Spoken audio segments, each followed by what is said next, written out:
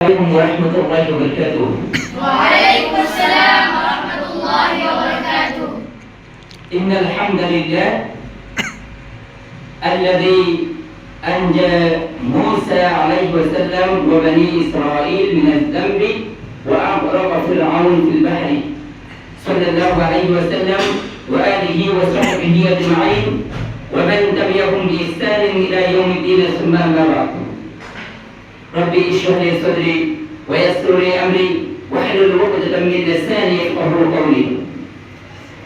আজকে আমরা কথা বলবো ফিরআউন কিভাবে নিমজ্জিত হয়েছিল সমুদ্রে এবং মূসা আলাইহিস সালামকে আল্লাহ সুবহানাহু ওয়া তাআলা কিভাবে মুক্তি দিয়েছিলেন ফিরআউনের অত্যাচার থেকে, সাম্রাজ্য থেকে। কোরআনের আলোকে জাস্ট তিনটি পয়েন্ট উল্লেখ করব। পয়েন্ট 1, সূরাতুল বাকারা আয়াত নং 49-50। আল্লাহ সুবহানাহু ওয়া তাআলা বলেন, ওয়া ইয নাজ্জাইনাকুম মিন আলি ফিরআউন ইয়াসুমুনাকুম সুআল আযাব। স্মরণ করো সেই সময়ের কথা যখন আমি তোমাদেরকে ফিরআউনের অত্যাচার থেকে মুক্তি দিয়েছিলাম, যে ফিরআউন তোমাদেরকে মর্মান্তিকভাবে অত্যাচার নির্যাতন করত। ইযাববিহুনা বানাকুম ওয়া ইস্তাহয়ুনা নিসাআকুম, যে ফিরআউন তোমাদের পুত্র সন্তানদেরকে ধরে ধরে জবাই করত এবং কন্যা সন্তানদেরকে বন্দী করে অত্যাচার নির্যাতন করত। ওয়াফি যালিকুম বালাউন মির রাব্বিকুম আযীম, এর মধ্যে তোমাদের জন্য মহান রব্বুল আলামিনের পক্ষ থেকে বড় একটা পরীক্ষা ছিল। ওয়াইদ ফারাকনা বিকুমুল বাহরা ফাআনজাইনাকুম ওয়া আগরাকনা আলা ফিরআউন। আর স্মরণ করো সেই সময়ের কথা যখন আল্লাহ সুবহানাহু ওয়া তাআলা বনী ইসরাঈলকে মুক্তির জন্য সমুদ্রকে দ্বিখণ্ডিত করেছিল এবং বনী ইসরাঈল মূসা আলাইহিস সালামকে মুক্তি দিয়েছিলেন আর ফিরআউনকে সমুদ্রে নিমজ্জিত করেছিলেন। ওয়া আনতুম তামতুরুন, তোমরা সেই ঘটনা প্রত্যক্ষভাবে দেখেছিলে। মূসা আলাইহিস সালাম এবং বনী ইসরাঈলের লোকজন সরাসরি এই ঘটনা দেখেছিল। সূরাতুল বাকারা আয়াত নং 49-50। পয়েন্ট 2, আল্লাহ সুবহানাহু ওয়া তাআলা সূরাতুশ শুআরা আয়াতের 60 থেকে 67 নম্বর আয়াত পর্যন্ত উল্লেখ করেন। আর একটু বিস্তারিত, ফাআতবাহুল মুশরিকিন, যখন সূর্য উদয় হলো সকাল সকাল, মূসা আলাইহিস সালাম বনী ইসরাঈলের পিছনে ফিরআউন এবং তার দরবার মূসা আলাইহিস সালামকে তাড়াও করতে শুরু করলো। ফালাম্মা তারাল জামআন ক্বালা আসহাবু মূসা ইন্না লামুদরাকুন, যখন মূসা আলাইহিস সালামের দল ফিরআউনের সৈন্যবাহিনীকে দেখলো, ভয় পেয়ে বলল, হাই আমাদের ধরা পড়ে যাবে, আমাদের শেষ।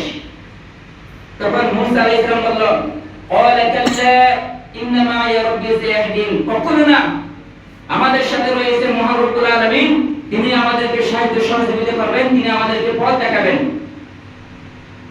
ফাওহাইনা ইলা মূসা ইদরিব বিআসাকাল বাহরা ফানফালাকা ফাকানা কুল্লু ফিরকিন কাত-তাওদিল আযীম। এরপর আল্লাহ সুবহানাহু ওয়া তাআলা মূসা আলাইহিস সালামকে ওহী পাঠালেন, হে মূসা, তোমার হাতে যে লাঠি রয়েছে সেই লাঠি সমুদ্রে আঘাত করো। মূসা আলাইহিস সালাম সমুদ্রে সেই লাঠি আঘাত করার সাথে সাথে সমুদ্র দ্বিখণ্ডিত হয়ে মূসা আলাইহিস সালামের সঙ্গী সাথীরা ছিল 12টি দল, 12টি রাস্তা হয়ে গেল সমুদ্রের মাঝখানে। এরপর মূসা আলাইহিস সালামকে তার বনী ইসরাঈলকে সহ আল্লাহ সুবহানাহু ওয়া তাআলা সমুদ্র পার করে মুক্তি দিলেন। ওয়ানজাইনা মূসা ওয়া মান মা'হু আজমাইন, মূসা এবং তার সকল সঙ্গীদেরকে আল্লাহ সুবহানাহু ওয়া তাআলা সমুদ্র পার করে দিলেন। সুম্মা আগরাকনাল আখিরিন, এরপর অন্য ফিরআউনের দলটি রয়েছে, তারা সেখানে উপস্থিত হলো। আল্লাহ সুবহানাহু ওয়া তাআলা তাদেরকে সমুদ্র নিমজ্জিত করে দিলেন। মূসা আলাইহিস সালাম তার সঙ্গী সাথী যখন সমুদ্র পার হয়ে গেল, তখন ফিরআউনের দল যখন সমুদ্র পার হওয়ার জন্য চেষ্টা করলো, সমুদ্রের মাঝখানে যাওয়ার সাথে সাথে আল্লাহ সুবহানাহু ওয়া তাআলার কুদরতের মাধ্যমে সমুদ্রের যে রাস্তা সেই রাস্তা আবার পানিতে মিশে গেল। ফিরআউন এবং তার দলবল পানিতে নিমজ্জিত হলো। ইন্না ফি যালিকা লাআয়াহ ওয়া মা কানা আকতারুহুম মুমিনিন, ফিরআউনের ধ্বংস, মূসা আলাইহিস সালামের মুক্তি, এই ঘটনার জন্য তোমাদের জন্য নিদর্শন রয়েছে, কিন্তু অধিকাংশ মানুষ সেটা অস্বীকার করে। পয়েন্ট 3, আল্লাহ সুবহানাহু ওয়া তাআলা সূরাতুল ইউনূসের আয়াত নং 90, 91, 92 আর একটু বিস্তারিত উল্লেখ করেন।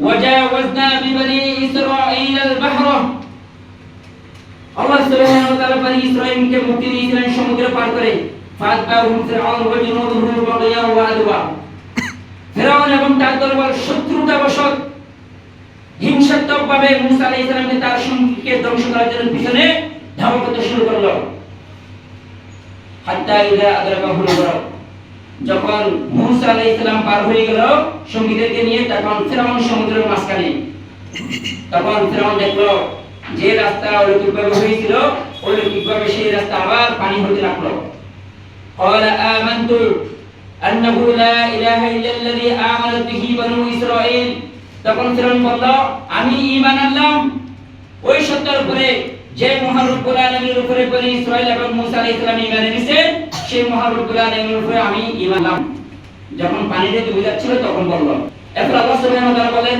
আল-আন এখন তুমি ঈমান আনতেছো وقد عصيت قبل وكنت من المفسدين একটু আগে তো তুমি আমার বিরুদ্ধে ছিলে এবং তুমি ফাসাদকারীদের অন্তর্ভুক্ত ছিলে অস্বীকারী ছিলে فاليوم ننجيك ببدنك আল্লাহ সুবহানাহু ওয়া তাআলা বলেন আজকে তোমার দেহকে তোমার মৃত শরীরকে আমি কি করব সংরক্ষণ করব লিতাকুনা লিমান খালফাকা আয়া যেন তুমি তোমার এই ডেড বডি যেন তোমার পরবর্তী যারা জালেম অত্যাচার হবে তারা যেন দেখে শিক্ষা নিতে পারে